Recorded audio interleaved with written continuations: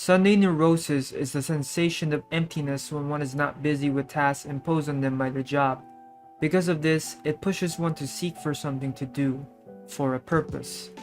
The search for meaning in one's life is something all humans share. It is a craving covered in different media, but the mission to actually find one is often a difficult task. Without meaning in one's life, a person feels empty and anxious, and this feeling intensifies the more one spends time not fulfilling any particular purpose. The longer this feeling boils in oneself, the more it becomes one's catalyst for change.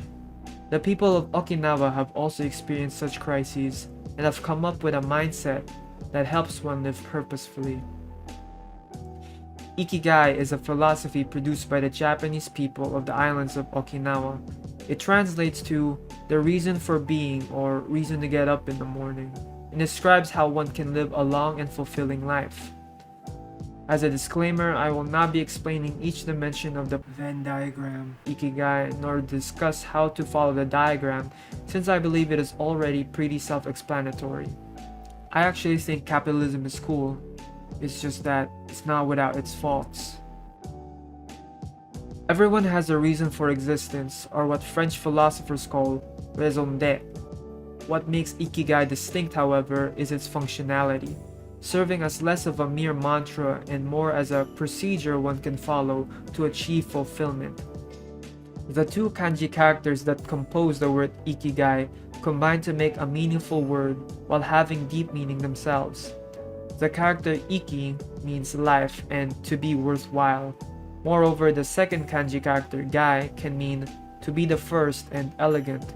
Although googling the etymology, it seems that there are different definitions for Gai.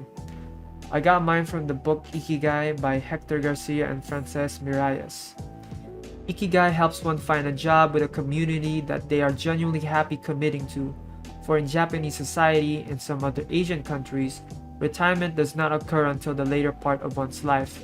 In fact, one's deteriorating physical condition does not get in the way of one's job. There are plenty of people over the age of 60 still working, whether it be to support their families or simply use their time productively. A job becomes an ikigai, however, when it is something one looks forward to when they wake up, and when it is something one genuinely enjoys. Another aspect of ikigai is being part of a community and having a close-knit group of friends.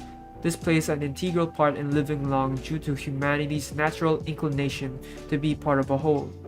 The feeling of belonging with friends and family, and the support that arises from it provides one with a sense of security.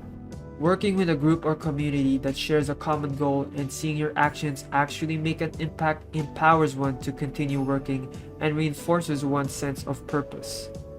A sense of belonging could also be one's ikigai, for laying oneself out for the good of the whole or something greater is a noble act and is widely considered something that could give one's life meaning.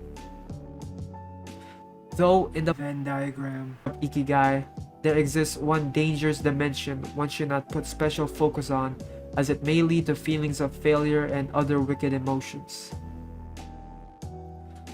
One of the causes of suicide is the mentality that individuals have the sole ownership of weaving their own destiny.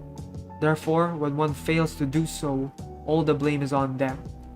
This drives them to a sense of heavy dissatisfaction and a consequent higher risk of suicide. This was discovered by the sociologist Emile Durkheim in his statistical study entitled Suicide. For some context, this study was done during the early days of capitalism in France, and the previous ideologies just before industrialization were seldom practiced or in some cases phased out entirely. Ideologies such as religion and togetherness and family diminished during the rise of capitalism. Religion no longer brought people together due to its almost negligible role, and the logic and soundness of science has championed over faith. While it is true people still spend a great amount of time with their family, children no longer have to follow in the footsteps of their parents and can choose to create their own path. More than this, upon having done so during adulthood, they spend minimal time with their family in favor of their own lives. The honor of the family has weakened and is perhaps even lost, making it seem like the previously mentioned sense of belonging is no more. In modern capitalism, the standards for success have changed dramatically, as products have become more expensive and luxury has overshadowed intrinsic value. Such a culture has bred a narcissistic mindset that devalues individuals who do not share the same apparent level of wealth, that determines success by the possession of valuable items, that regards any sort of unsureness as a surefire indication of one's incompetence, and that reacting with sadness and anxiety to being stuck in a rut is considered unnatural and must be deemed a failure. This puts one under a magnifying glass as each perceived failure is devastating, and each perceived success is fleeting because it is usually not what someone truly wants. It is not their Ikigai.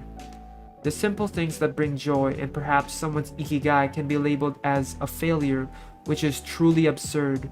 Unfortunately, the destiny of one's life is not entirely weaved by one alone, but by luck and tragedy as well. The most virtuous person could be subject to a tragedy, and the most awful of people could make it big and be successful. The unhealthy belief that one is entirely in control of their lives pushes one into the corners and sets them up for failure, for when this is eventually proven otherwise, it could inflict one with an immense feeling of failure, that they were powerless and could not achieve their goal. Practicing Ikigai is a valuable method in dealing with such dilemmas brought about by modern capitalism due to its focus on human social nature and the disposal of capitalism's idea of success. Speaking of down-to-earth ideologies, the philosopher Albert Camus, famous for his philosophy of absurdism, points that in the meaningless life one should embrace its absurdity and not be driven to suicide. For Albert Camus, the literal meaning of life is whatever you're doing that prevents you from killing yourself. In a world of repetition and struggles, it is often difficult to find or create one's meaning, or to even find joy. Camus compared this phenomenon to the Greek myth of Sisyphus, who was condemned to roll a boulder up a hill only for it to fall back down and repeat the whole process again. Camus proposed we are like Sisyphus. However, one should imagine Sisyphus smiling, happy, and by doing so allows one to rebel and find meaning in their existence. Nietzsche famously said, "He who has a why to live can bear almost any how." Some people are lucky enough to create or discover their Ikigai, and some people are unfortunate and do not find it. The meaning of your life is in your hands, but at the same time, you are not entirely to be blamed for the failure or success you experience, as there are many factors that affect it. Be compassionate and nice to the people you meet, for you never know when tragedy might occur to them. Live life and enjoy what gets you up in the morning, for whether you live a long life or a short life, you have lived a meaningful life that brought you happiness.